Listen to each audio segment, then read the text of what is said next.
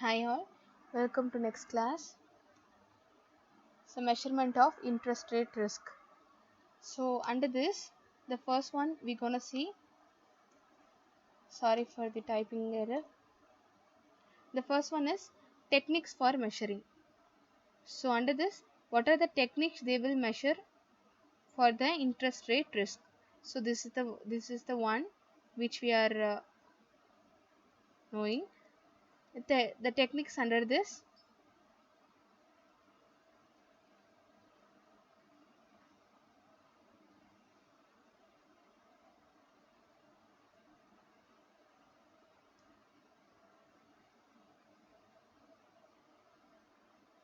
So these are the different techniques. The techniques which are following means the first one is maturity gap analysis.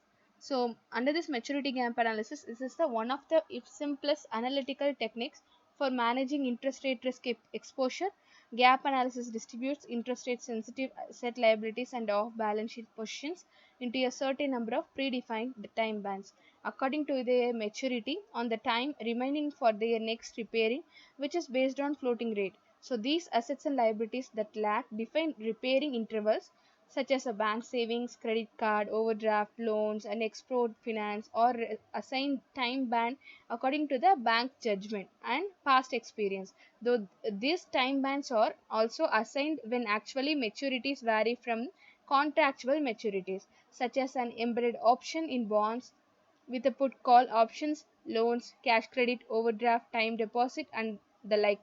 So, banks with a large exposure in the short term should test the sensitivity of their assets and liabilities at very short intervals to evaluate earnings exposure, interest rate sensitive assets means RSA, okay, in each time band or netted with interest rate sensitivity liabilities means RSL. So to produce a repairing gap for the time band, a positive gap indicates the banks more than a RSA than RSL. So over the liabilities, the asset should be more. So a positive and asset sensitive gap means that an increase in a market interest rates would cause an increase in NIA, net interest income. So a negative liability sensitive gap implies that banks' NII would decline as a result of the increase in a market interest rate. So the gap is used as a measure of the interest rate sensitivity. The positive or a negative gap is multiplied by the assumed interest rate changes to derive the EAR. This method estimates how much the earnings might be impacted by an adverse moment in interest rates. Changes in the interest rate can be estimated on the basis of past trends, forecasting of interest rates, other criteria. The periodic gap analysis indicates the interest rate risk exposure of a banks over distinct maturities. So it also suggests that a magnitude of portfolio changes necessary to change the risk profile of banks. These are the maturity gap analysis. Under this, the limitations of gap analysis. What are the disadvantages? So this is the quantifies that the time difference between repricing dates of the assets and liabilities, but fails to measure the impact of the basis and embedded option risk. So this gap report will not be able to measure the entire impact of the change in an interest rate. So within a stated time band, it has been noted and that all assets and liabilities are matured, repriced simultaneously in gap analysis. So gap analysis also fails to measure the effect of changes in interest rates on the economic and market value of asset liabilities and off balance sheet positions. So it does not take into account any differences in the timings of a payment, so that might occur as a result of a changes in an interest rate environment. So in a practical situation, that assumption of a parallel shift in yield curves is not valid. As such, gap analysis fails to capture the variability in non-interest revenues exposures. Next, we're going to see duration of a maturity gap analysis. So, what is the duration? We already know and found the duration gap analysis. So, it is an effective way to protect economic values of banks from the exposure to interest rate risk. In duration gap analysis, the duration of assets and liabilities are matched instead of matching the maturity or repricing dates. So, the duration gap model considered the change in the market value of assets, liabilities, and of balance sheet items. So, in other words, the economic value changes to market interest rate are estimated by calculating the duration of each asset's liability and off balance sheet positions and assigning weights to arrive at the weighted duration of assets liabilities. OBS means off balance sheet positions. So based on the weighted duration of assets and liabilities, a duration gap is worked out mathematically when weighted assets liabilities are matched. The market interest rate movements have almost the same impact on assets, liabilities and off balance sheet items. So this is defined by measure of the percentage change in the economic value of a position given a small deviation in the level of interest rates. So this duration gap measure is used to estimate the expected change in the market value, means market value equity, means MVE, for a given change in the market interest. So bank's net duration is the difference between the duration of assets, DA. Okay, so duration of liabilities, DL. If the net duration is a positive, assets will be more than a liabilities. If it is a decrease in a market interest rate, will increase the market value. When the duration is a negative, it will be in a liabilities more than a assets. The MVE means market value equity increases when the interest rate increases. So this analysis provide a comprehensive measures of the interest rate risk for the total portfolio. So duration analysis consider time value of a money and is addictive in nature, thereby enabling banks to match their total assets liabilities rather than matching individual accounts. So this gap analysis fails to identify basis risk because the parallel shift in the yield curve assumption is made in this case. So next one, simulation analysis, which means many international banks use balance sheet simulation models to gauge the effect of market interest rate. This reported earnings economic values over different time zones. This analysis overcomes the limitations of a gap and duration analysis. This is computer-based simulation techniques, model, and bank's interest rate sensitivity. This makes assumption about the future path of interest rate, shape of the yield curve, pricing, hedging strategies. So in simulation analysis, the detailed assessment of potential effects of the changes in interest, rates and earnings and economic values could be done. So the simulation model is an effective tool for understanding the risk exposure in a variety of interest rate, balance sheet scenarios. Simulation models are useful for evaluating the effect of alternative business strategies on a risk exposure.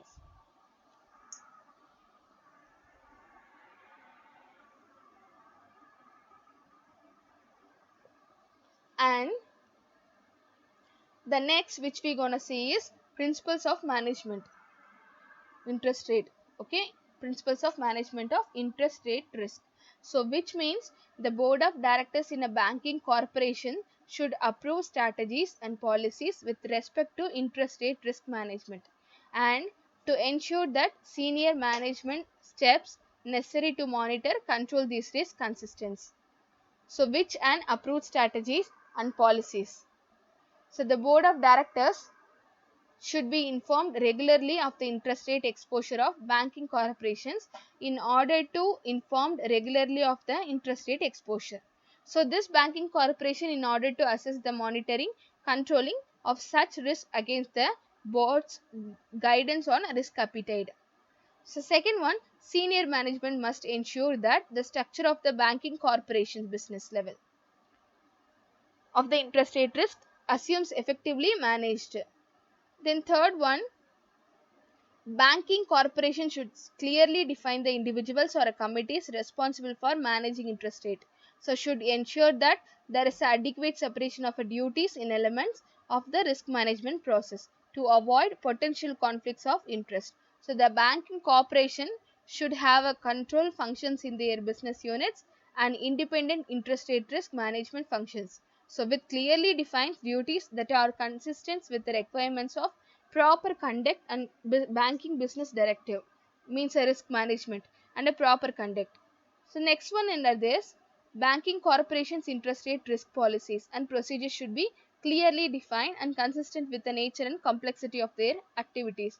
So these policies should be applied on a consolidated basis as appropriate at the levels of individual overseas branches, subsidiaries, especially when recognizing legal disinfective possible obstacles to cash movements among entities of the banking group. So this banking corporation should identify the risk inherent in new product, and activities ensure they are subject to adequate procedures and controls before being introduced or undertaken. Major hedging risk management initiatives should be approved in advance by the board of directors. So by this, banking corporation should have an interest in risk management system that capture all material sources of the interest rate risk, that assess the effect of interest rate changes in way that are consistent with the scope of their activities. These are the principles of the management interest rate risk.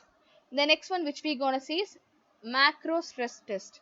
So which means it is an analysis, is an attempt how conditions in the banking sector are affected in interrelated with the conditions, means shocks to the macroeconomic and financial environment, though this ensure accurate stress test. Okay, which shows the accurate stress test.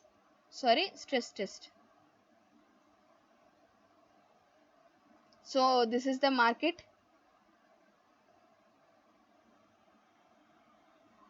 macro stress test.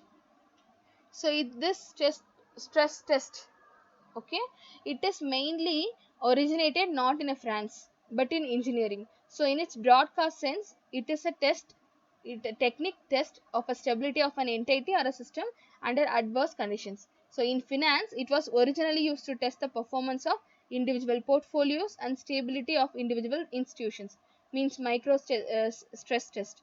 More recently, the similar techniques have been employed to the test of stability of groups and financial statements. So this is the main thing in stress test. One is to identify voluntary transfer times and provide the basis of addressing them. So that is to act as an early warning device, means macro stress test. And challenges we faced in stress test. The challenges are models based on historical experience and do not represent best guides, okay, of the way the economy, borrowers behavior, credit losses might evolve in the new circumstances. Structural breaks some parameters to no longer represent a best guess. So this is the model will remain a complement to rather than a substitute for broader macro analysis of potential threats to financial stability discussions and judgments. So no single model can hope to generate robust analysis on isolation. The next one is definitions. So definition means according to IMF, from the macroeconomic point of view, this is a test is defines a key element from the macro prudential analysis that can help in a monitoring anticipating potential vulnerability in a financial system. So this is the stress test, that one which will be the first performed and analyze the paper. So it is defined as way of measuring the risk exposure of a relevant set of institutions. So this test is not a single exercise. It actually comprises of various techniques with the goal to identify a range of extreme but plausible events and the response of a banking sectors. So however, stress test is not single exercise. So it actually comprises of various techniques with a goal to identify a range of extreme events and the response of the banking sectors. Hence, the main outcome of the portfolio is an estimate of a change in a value of a portfolio, where portfolio can be considered as, for instance, balance sheet or an income statement of a particular bank, or even more than frequently the capital adequacy ratio. Under this, we have types of stress test. So under these types, under macro stress test, it is sensitive analysis, scenario analysis. Under sensitivity, it is a bottom up, top up. They will measure the stress test from a bottom up, means low level to higher level organization, and top down means from higher level to low level organization. The same thing, scenario analysis will be done bottom up and top down.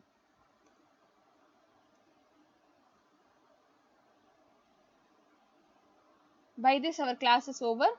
We'll see you in next class. Thank you.